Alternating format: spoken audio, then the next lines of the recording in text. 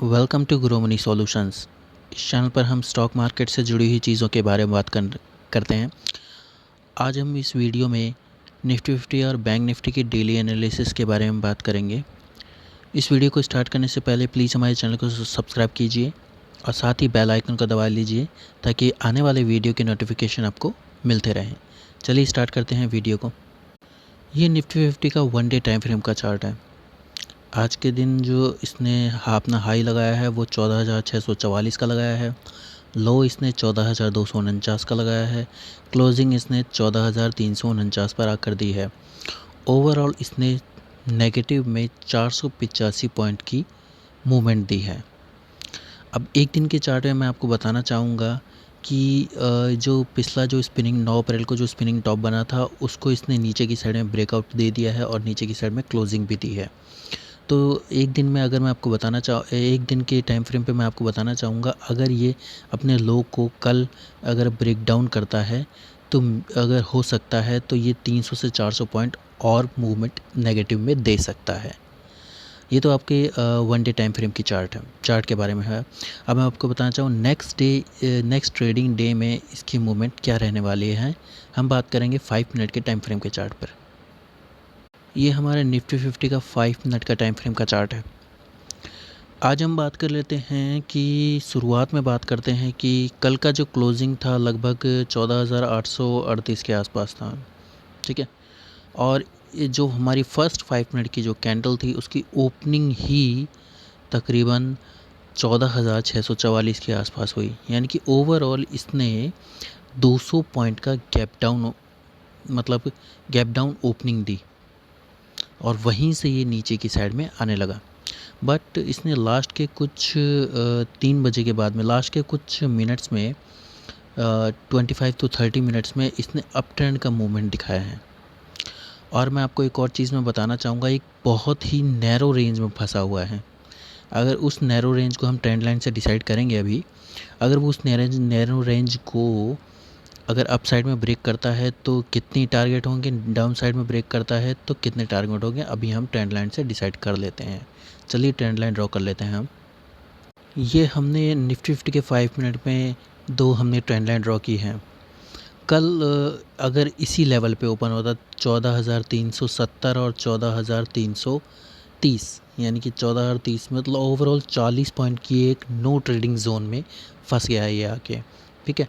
अगर ये इसी रेंज में ओपन होता है कल, इसी नैरो रेंज में अगर ओपन होता है कल और 14,370 या 14,370 या 14,80 को अगर अप की साइड में ब्रेकआउट करता है तो इसका फर्स्ट टारगेट जो हमारा होगा वो होगा 14,400 का, ठीक है।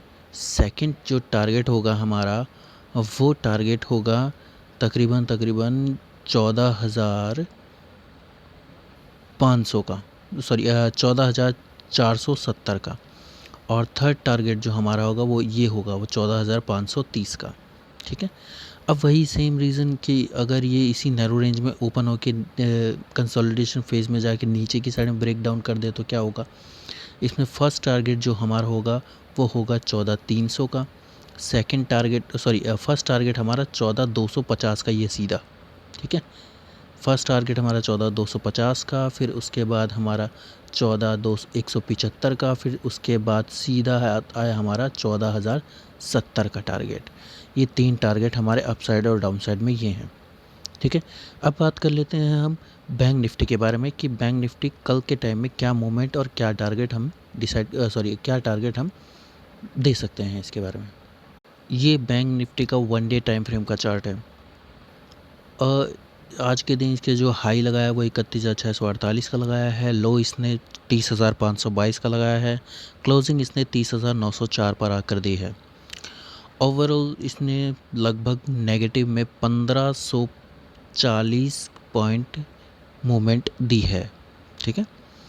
अब मैं आपको एक और चीज़ मैं बताना चाहूँगा, 1 डे टाइम फ्रेम में इसने जो क्लोजिंग आके दी है वो क्लोजिंग एक महत्वपूर्ण पॉइंट है, यानी कि 30,900 का जो क्लोजिंग है वो एक महत्वपूर्ण मैक्स पेन भी मान सकते हैं इसे, क्योंकि फर्स्ट फरवरी की जो इतनी बड़ी जो मूवमेंट दी थी, जो 2500 के आसपास जो मूवमेंट दी थी, उसका लो भी तकरीबन 30,900 ही था, ठीक है।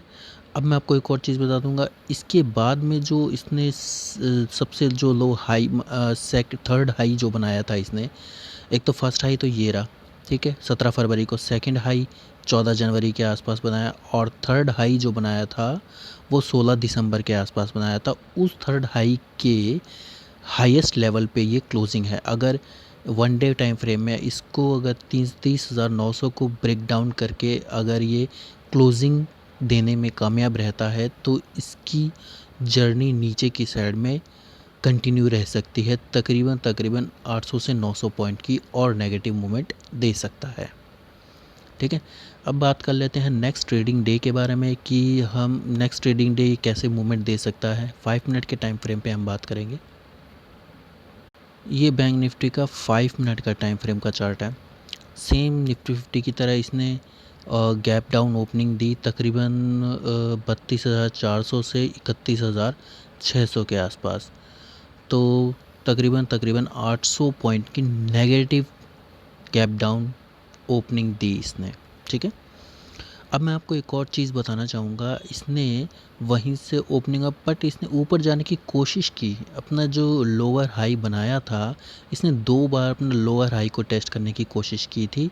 एक तो टेस्ट करने की कोशिश की थी 10:15 के आसपास, और दूसरी टेस्ट करने की कोशिश की थी 11 बजे के आसपास, ठीक है।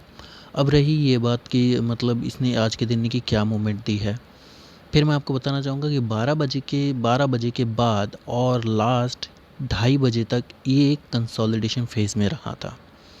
तो ये कंफर्मेशन नहीं थी कि अपसाइड भी जा सकता है और डाउन साइड भी और ज़्यादा जा सकता है, ठीक है। फिर लास्ट में ये ओपन होने मतलब लास्ट में 3:25 या 30 मिनट के आसपास इसने एक ऐसी क्लोजिंग दे दी, थोड़ा कंफर्मेशन भी नहीं है इस क्लोजिंग का कि ये अपसाइड जाएगा या मतलब डाउन साइड जाएगा। तो हम ट्रेंड लाइन के ड्रॉ करके हम डिसाइड कर लेते हैं कि हम मतलब ये कैसे किस बिहाफ पे अपसाइड जा सकता है और कैसे डाउन साइड जा सकता है। ये बैंक निफ्टी के 5 मिनट के टाइम फ्रेम में हमने 2 ट्रेंड लाइन ड्रॉ कर ली है।